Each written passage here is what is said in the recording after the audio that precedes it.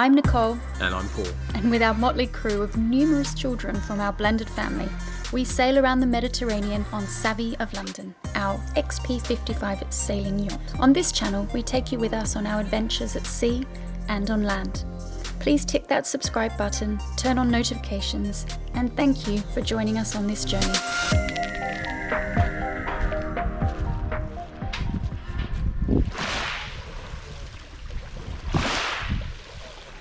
Are these rocks entirely made of seaweed? Incredible, isn't it? Look at that, entirely made of seaweed.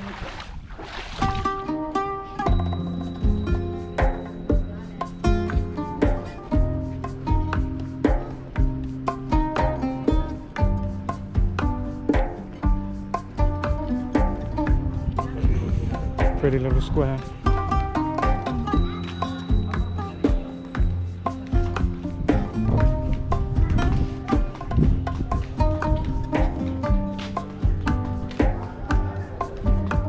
Well, I think it's fair to say that Marettimo is pretty gorgeous place, huh? Bella.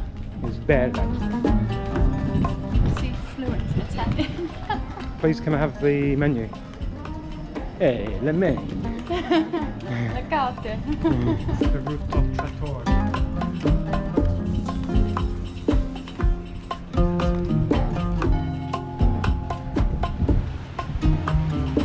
We've found a little bit of paradise here, haven't we, Paul? Oh, you've got to come to Marettimo. Wow, this place is amazing. Look at it. It's small, but it's tiny. really We just walked lovely. through town in 6 minutes. But I walked past 3 people playing music, 3 or 4 little cafe trattorias. They've got a chandlery here. Amazing. It's beautiful, and there aren't too many people. And look at the place. If you haven't been to Marettimo, you must come here. We were just saying that it's the sort of place that if you wanted to escape for a while and write a book, it's just the perfect place. You go hiking every day in the mountains and then drink coffee and do a bit of writing. What would I write a book about? Don't know. What do you think? How to find a beautiful Australian woman and fall in love with her. Oh, no, that's and make ridiculous. her fall in love with you. Oh, that's easy. Hey! No, this is beautiful.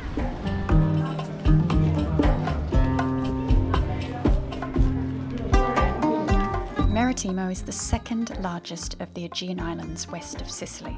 The name Marettimo probably comes from the words mare, meaning sea, and timo, not my son, but meaning time, due to the profusion of time on the island. However, it might also stem from the local pronunciation of the word Marettimo. The island was an important observation point during Roman times, hence the Casa Romana, where it's easy to observe passing maritime traffic. The sea routes between Italy and North Africa and Italy and Spain via Sardinia would pass Marettimo. It's a small seaside town with 300 inhabitants in winter and 700 in summer, excluding the tourists. It's well worth the hour's journey over from Trapani if you're in the area. Nicole, talk to me about how your Italian German's going with your 9. You drop into German. I know It was hilarious. I do. When I was in Cuba, travelling around Cuba, I kept speaking German. It's just whenever it's another language, I just think it's German because that's the only other language I speak. No, you speak Australian and English. And American. I'm great at American as well, since I live there.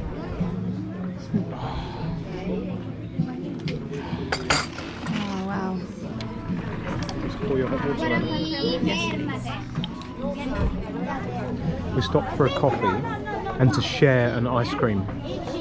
I've just tasted 3 of these ice cream flavours: pistachio, limone, fragela. You know, Excuse the pronunciation. my favourite thing in the world.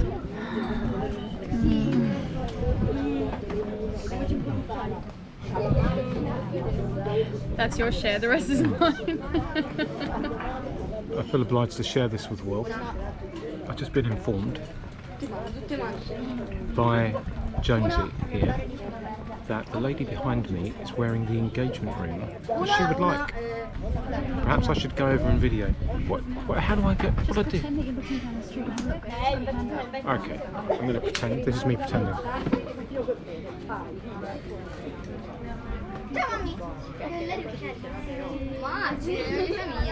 That's not very big.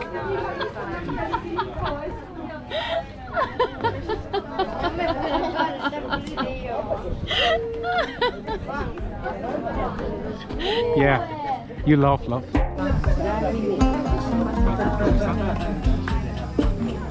There was a shop. We managed to walk past the shop.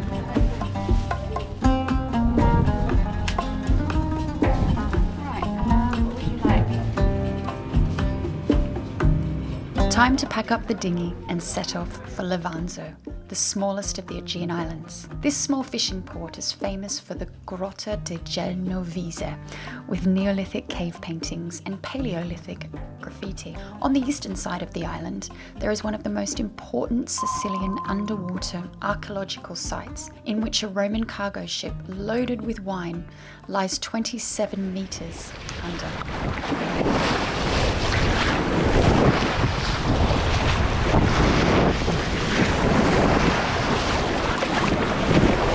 Left Marettimo. Unfortunately, they didn't have anywhere we could stay overnight in the marina, tiny little marina. They only had a place for one 3-meter draft boat. So it's a bit rolly there. We decided to head over to the next island. Where are we heading? Levanzo. Levanzo. We're heading to Levanzo.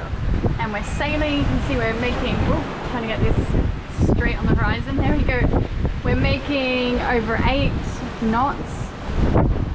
We've got the main and the jib out, and we're heeling over it, as you can see, 30 degrees. It's rather leany. It feels great.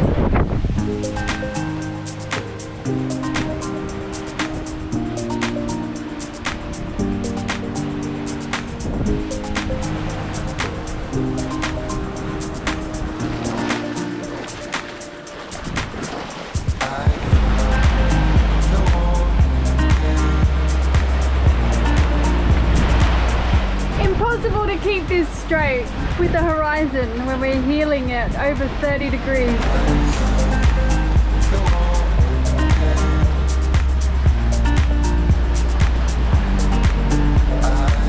He's going to win, but the moral victors here are us, because we have used no diesel,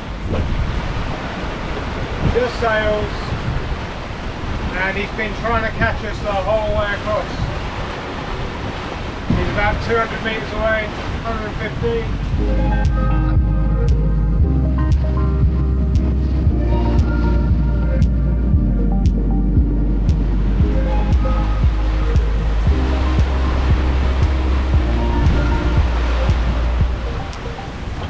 Nicole's been racing this fishing boat, a motorboat I might add, for the last 15-20 minutes or so, and it's slowly gaining on us, but we're completely under sail and they've got a big diesel motor. We're a bit overpowered at the moment. Nicole's going to have to drop the main. We're at 9.4 knots and heeled over at 25-30 degrees.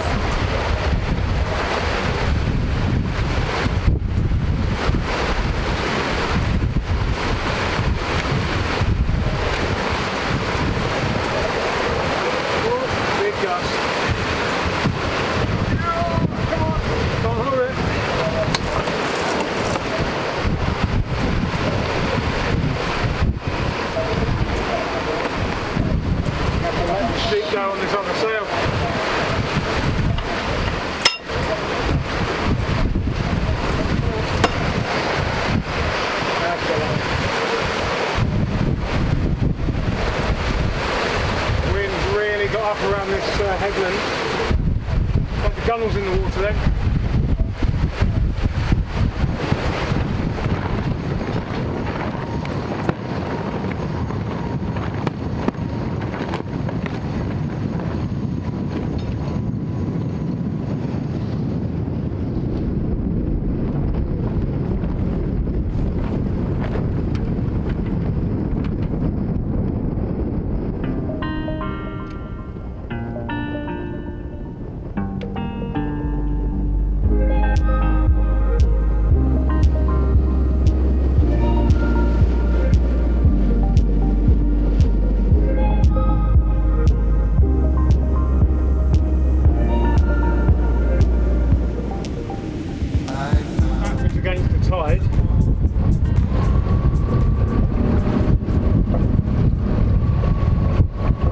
boat thinks we're going that way. What's that caused by? I don't know. Either the compass is just broken, which I think is highly unlikely. Well, I know we're going forward, so I'm going to have to ignore this. There's something very strange just occurring.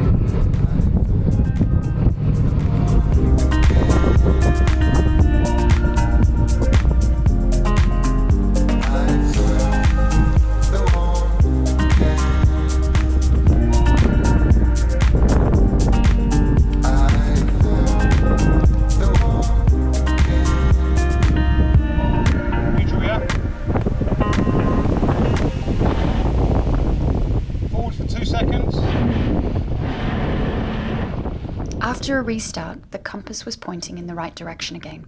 No idea what went wrong there. Then I had to attempt my first mooring ball pickup, which is much harder than it looks.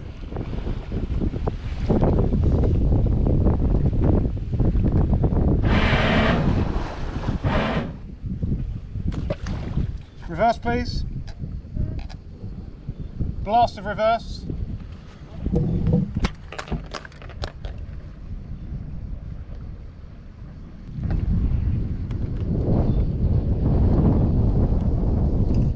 Paul's trying to fix the freezer. Again, it's been on the blink for a few days now. good. It was working perfectly until we went sailing the second time, and too much heel angle caused air to get into the pipes, and I think this pump is bored with trying to pull water through a really tricky pipe full of stuff. So I think I'm going to need a new pump at some point.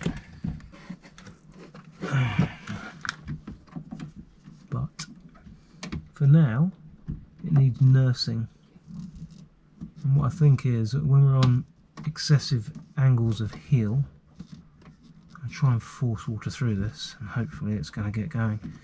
When we're on excessive angles of heel, we may turn the freezer off, and then I may have to check it each time until I can get a new pump. I think this pump's rubbers, they've got a little diaphragm. Okay, would you mind turning the freezer back on?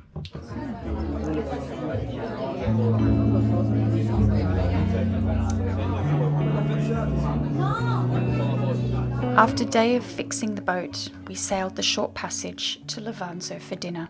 It's such a beautiful little seaside village and worth a visit. I have to confess that both Paul and I were a little frazzled. For me, work was becoming more difficult, and the list of boat problems were increasing despite Paul's efforts. We're only just on speaking terms. Not great when you're stuck on a boat together. That's Paul going down the rocks to get to our dinghy because there was nowhere to park. Just here by the stairs, so he's sacrificing himself to get to the dinghy. And there's all these kids everywhere having a great time. They're everywhere. I won't film all of them, but there are just kids everywhere. At least Paul's safe up to the dinghy now. This beautiful little town on Levanzo.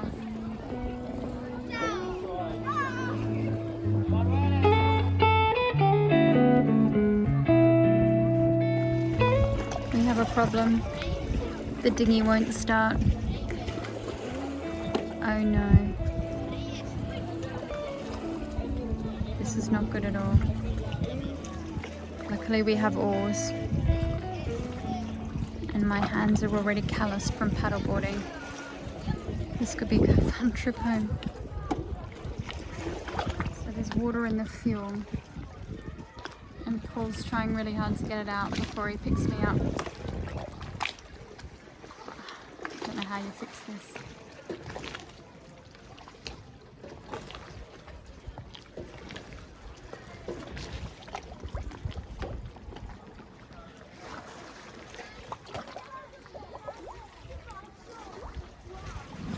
Thankfully, Paul got the motor started in the end. Yeah, a bit of water in the fuel. Schoolboy error, I left the fuel hose dangling down and it's got some water. That's fine. We're heading back to the boat now after a beautiful evening. And the boat's still there. Good morning, world. As expected, we were woken up by the ferries of Levanzo. But when you're woken up early, you're always treated with a beautiful sunrise. So we sat up here and watched the sunrise together, and all the beautiful colours that it cast across this very pretty island. Well worth a visit to Levanzo. It's a beautiful port, but the biggest bins they've got are about this big, and I'm not just going to leave it on the street, which is a little bit really silly. Visiting yachtsmen all the time, and you obviously pay for a permit, which isn't the point. The point is they don't want rubbish strewn everywhere. They don't have anywhere to put it. I mean, we're trying to recycle. And, to be honest, I found this problem in Italian waters. In Spanish waters, there are bins everywhere. Recycling bins, you can recycle properly. So, Italian authorities, you're missing a trick here. People want to be good. They're going to have to store this below. It seems to be going. Well, it's been nice knowing you. Ciao. Oh well. I reckon a couple of hours I'll be in We set off early the next morning for Sicily, finally spotting our first pod of dolphins for the season. Despite reports of dolphins in the canals of Venice, we hadn't seen anywhere near as many as we normally see. Perhaps they preferred Venice.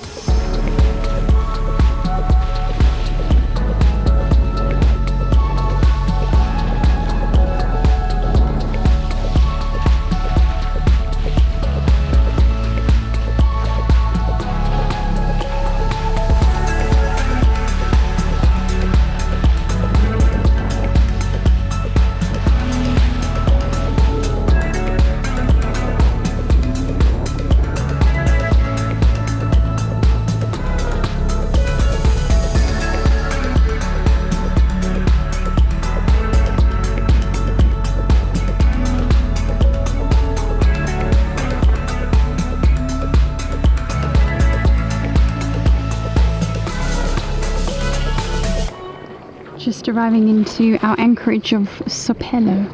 I think we're going to go around the corner there. But how pretty is this? According to Navali, there's no entry to land from the sea. They don't allow it. So it'll be really interesting when we get in there to see if they do, in fact, because sometimes things get a bit lost in translation on Navali. Or if we can perhaps paddleboard onto land. If we can't dinghy, specifically said no dinghy access, and that the dinghies can't tie up to the beach or arrive on the beach. So let's see. Looks like the swimming line comes all the way out, so we're not really sure if we can actually anchor here. It's really deep, it's about 30 meters. So unless we can anchor right up to that swimming line and the depth is decent, then we'll have to find somewhere else. Eu não vou chorar, contanto que eu me lembre. See if we get asked to move on. What's the worst that can happen? What does it say on the charts though? It doesn't say anything apart from the fact it's reasonably deep. But we're getting into what we 15 metres, 12 metres, that's perfect. So I'm just going to come up over here and drop the hook. Anchor on the swimming line and drop back.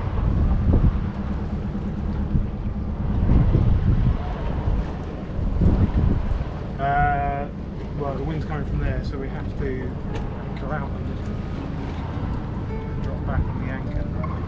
Eu não vou negociar a minha liberdade por destino frio sem verdade. I can't think of a more spectacular anchorage. It's definitely in the top 5. It's beautiful. And it's got a good shout for first spot. So interestingly, there's no access to the beach or the land from sea. You're not allowed to. So even if they was a restaurant there, we wouldn't be allowed to go to it because we're not allowed to get there unless we swam, I guess. Which is very interesting, a way of limiting the number of people that come ashore. Here we are at Scopello. We're the only boat anchored. I think it's probably because there's been a northeasterly blowing for a couple of days. Not very strong. Created a bit of swell. And it's known for being a rolly anchorage, so everybody's gone home. And we're the only people here. Right, Nicole, got a question for you. Rolly anchorage, no boats, no noise. Or flat calm anchorage with noisy people on the shore and boats anchored all around you. I'll go for the caterpillar working in the background and a slight roll like this. It'll rock us to sleep. Oh, this is perfect motion. I love this. Not sure how our other house guests would like it. But we have no house guests. No. It's just us. Apart from the rats. And the rat that keeps eating my bean burgers when I make them. I made a whole plate of bean I'm pretty burgers sure. for dinner tonight and they've all gone. I know. I think we picked that up in Marettimo. Yeah. It's a mountain rat. A mountain rat. Yeah, it's a beautiful mountain rat. Kind of like the Mauritian guinea pigs. Those two, yeah. They were on Mahon. They were in The Menorca. Mahon. Menorcan rabbits. Yes, that's right. Yeah. Rather than rats. Without those thumpy legs and the long ears. Yeah, those. Anyway, so you prefer this to a busy flat anchorage? Oh, absolutely. Okay. This is lovely. So rolly anchorages win. Over and above. You heard it here first? Busy anchorages, yeah. Okay. So what you want is a quiet anchorage with no rollies. sem ter alguém pra amar. The sunset and being alone in this stunning anchorage was just the perfect ending to what had been a very difficult day. Needless to say, Paul and I were back on talking terms and thoroughly enjoying the sunset. We'll see you next time. Digo pra você que isso é viver.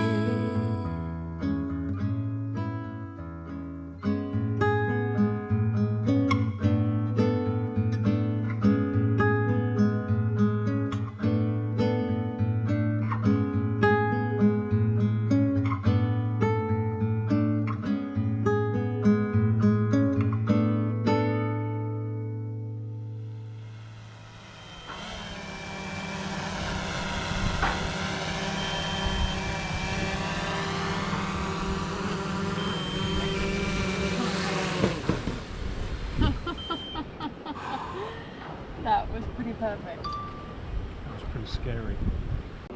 'Cause I can't reach out to call you, but I know I will one day. Hey, everybody hurts sometimes, everybody hurts someday. Hey, everything's gonna be alright. Go and raise a glass and say, hey, here's to the ones that we got. Cheers to the wish you were here, but you're not, 'cause it does bring